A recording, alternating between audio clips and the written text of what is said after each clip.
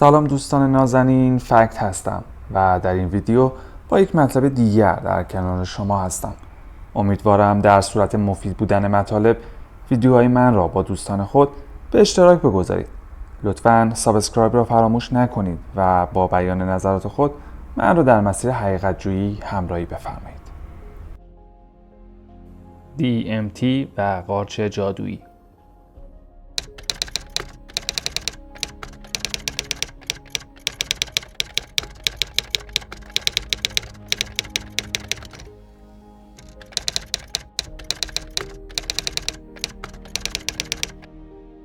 همه روانگردان ها یکسان نیستند. به همین دلیل نگاهی میاندازیم که چگونه DMT و قارچ جادویی یکسان اما متفاوت هستند. برای تشخیص دقیق چگونگی تضاد این روانگردان ها به درک کاملی از خصوصیات منحصر به فرد هر ماده نیاز داریم. قارچ جادویی.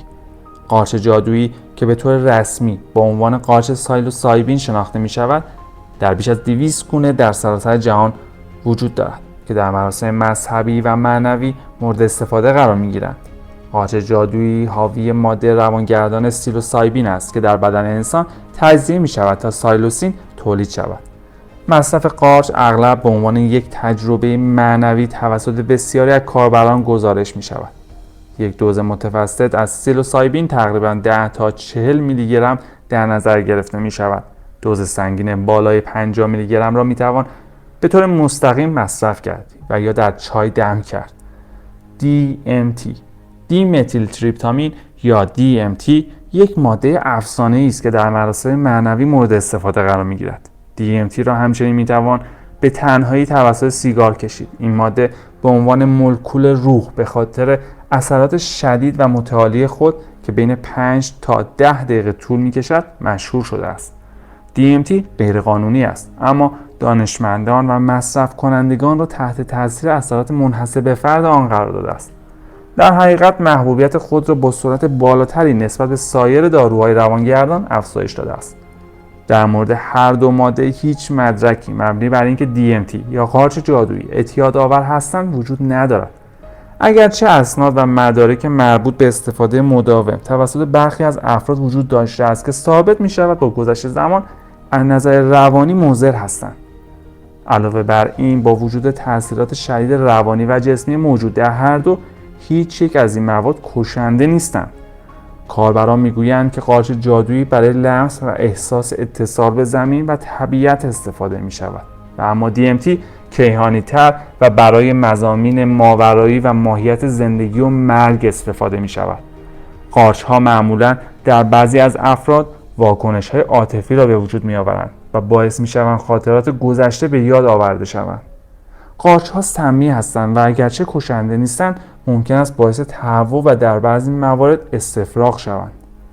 اگرچه علم روانپزشکی تا دهه 1960 به جریان اصلی آگاهی در این مورد نرسیده بود، اما DMT در مراسم مذهبی و فرقه‌ای نقش خود را داشته است. قارچ‌های جادویی قدمت بیش از 6000 سال را دارند که در حوزه‌های معنوی و طب سنتی مورد استفاده قرار می‌گیرند. این ماده به صورت دم کرده به عنوان یک داروی سنتی در فرهنگ‌های بومی حوزه آمازون استفاده می‌شود. بومی‌ها و فرهنگ‌های آمریکای میانه از قارچ‌ها برای مقاصد مذهبی استفاده می‌کردند. مجسمه‌ها و نمادهایی را ایجاد می‌کردند که ویژگی‌های ماوراءطبیعی و پتانسیل‌های معنوی آنها نشان می‌داده است. اگرچه DMT و قارچ جادویی شباهت‌های ساختاری را دارند، اما این دو ماده می‌توانند در هنگام مصرف علائم بسیار متفاوتی ایجاد کنند. بعضی از استفاده کنندگان از DMT در سفرهای خود با جانداران عجیب و خویشاوندان مرده خود ارتباط برقرار کردند. الف‌های ماشینی که به الف‌های فراکتال نیز معروف هستند و یا همان ماشین‌های جن، اصطلاحی است که توسط نویسنده و فیلسوف معروف ترنس مک‌کنا ابداع شده است تا موجوداتی را که اغلب توسط افرادی که با استفاده از داروهای روانگردان مبتنی بر DMT گزارش می‌شوند را توصیف کند. اشاراتی به چنین برخوردهایی را می‌توان در بسیاری از فرهنگ‌ها از بومی‌های آمریکای میانه گرفته تا قبایل بومی استرالیا و قبایل آفریقایی و همچنین در بین مصرف کنندگان غربی این مواد مشاهده کرد. به گفته مک‌کنا حدوداً 1 یا 2 دقیقه بعد از مصرف و شروع سفر با DMT ممکن است فرد از درون یک دالون یا تونل مانند گل‌های داوودی پشت سر هم عبور کند و ببیند که یک دسته موجودات در طرف مقابل منتظرش هستند. این سفر بعد از گذشت 1 دقیقه یا بیشتر از این به خودی خود شروع به تمام شدن می‌کند. بهترین مثال این امر احساس بسیار رایج حضور یک زندگی در هنگام خواب است. با این حال ترانس مک‌کنا و دکتر ریک استراسمن ادعا کردند که حس واقعیت این تجربه از تجربیات توهم معمولی متمایز است، چرا که کاربران تجربیات یکسانی دارند و همه این موجودات را می‌بینند. حتی معمولی ترین افراد می‌دانند که آدم و حوا به دلیل اینکه میوه ممنوعه را خوردند از باغ عدن بیرون رانده شدند. آیا تا به حال فکر کرده اید که چه نوع میوه‌ای چنین عواقب ناگواری را برای آنها و همه فرزندان آنها به همراه آورده است؟ همانطور که معلوم است تعداد زیادی از مردم پاسخهای متفاوتی دارند. پس از خلق انسان، خداوند انسان را در باغ عدن قرار داد تا کار کند و از آن مراقبت کند و خداوند به آنها دستور داد شما آزاد هستید که از هر درختی در باغ بخورید، اما شما نباید از درخت دانش خیر و شر بخورید، زیرا وقتی از آن بخورید مطمئناً خواهید مرد. گفته می شود یک مار حوا را وسوسه کرده تا از آن میوه بخورد و وقتی که حوا دید میوه درخت لذیذ و خوشبو است و برای کسب خرد نیز مطلوب است، مقداری از آن میوه را خورد. او مقداری به آدم داد و آدم نیز از آن میوه خورد. اما آن میوه ممنوعه کدام میوه بوده است؟ سیب. برای بسیاری از مردم به صورت عام این تعریف وجود دارد که پدر و مادر اول ما به دلیل خوردن سیب از عدن رانده شدند. انگور.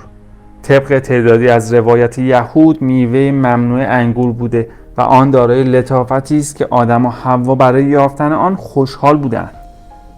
انجیر.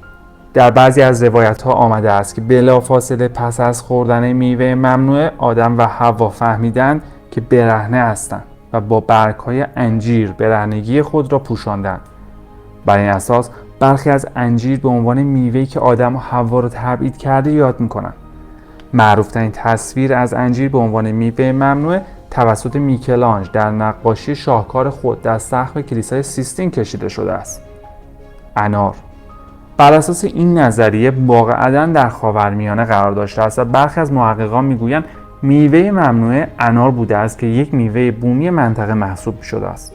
نظری پردازان برای ارتباط انار با آگاهی به افسانه پرسفون در یونان باستان اشاره می‌کنند که باعث ایجاد ارتباط با دانش دنیای دیگر می‌شود. قارچ. هنگامی که گناه وارد جهان شد مانند یک قارچ فراگیر پخش شد. بنابراین نباید تعجب آور باشد که برخی قارچ را میوه ممنوعه می‌دانند. یک نقاشی دیواری در کلیسای پلانکورو در قرن 13 در فرانسه آدم و حوا را در باغ عدن به تصویر می‌کشد و یک درخت معرفت را به نمایش می‌گذارد که ظاهری از یک قارچ عظیم آمانیتا که یک قارچ روانگردان است را دارد. ترانس مک‌کنا اظهار دارد که میوه ممنوع همان گیاهان و قارچ‌های روانگردان به ویژه قارچ‌های سیلوسایبین هستند که او نظریه پردازی کرده است و نقش اساسی در تکامل مغز انسان را داشته است. جان مارکو آلگرو در کتاب قارچ مقدس و صلیب میگوید که ادیان بدوی مبتنی بر مناسک باروری بودند. مناسک باروری آیین‌هایی هستند که روند تولید مثل طبیعت را به صورت نمادین و یا از طریق رابطه جنسی بازآفرینی می‌کنند. آلگرو معتقد بود که این فرقه‌های مذهبی از قارچ توهم‌زا استفاده می‌کردند. وی همچنین گفت این قارچ‌ها ریشه بسیاری از مذاهب از جمله مسیحیت ابتدایی هستند. به گفته او این سرچشمه اصلی داستان‌های عهد جدید است. آنها وسیله‌ای برای اجرای آیین‌های پرستش بودند.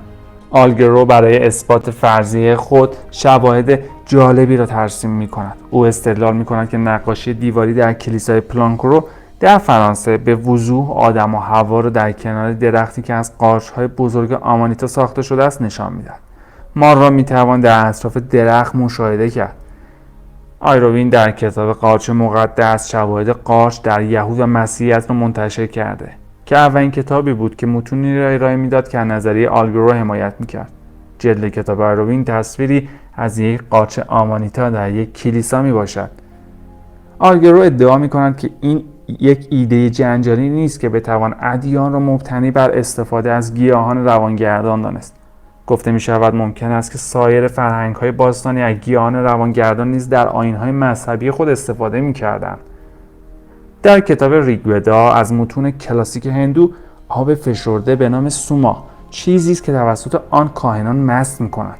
برخی می‌گویند سوما می‌توانست قارچ روانگردان باشد و شاید قارچ آمانیتا. محققان دیگر ادعا می‌کنند که سوما حشیش بوده است. علاوه بر این، گل نیلوفر آبی توسط مصریان باستان پرستش می‌شده است و اکنون مشخص شده که دارای برخی از ویژگی‌های روانگردان است. مجسمه‌های قارچشکل در آمریکای میانی حاکی از وجود فرقه‌هایی در مزوآمریکای باستان است. ویژگی قارچ مقدس در متون آزتک‌ها نیز وجود داشته است. آزتک‌ها این قارچ‌ها را توناناکتل می‌خواندند که به معنی گوشت خدایان بوده است. آلگرو معتقد است که مسیحیت فقط یک نمونه دیگر از دین است که در هسته آن استفاده از گیاهان روانگردان به عنوان راهی برای دسترسی به خدا بوده است که منظور از راه دسترسی همان راه میانبر است. لطفاً ویدیوهای دیگر من را در کانال یوتیوب من تماشا بفرمایید. سابسکرایب را فراموش نکنید و مطالب من را با دوستان خود به اشتراک بگذارید. سپاس از همراهی شما.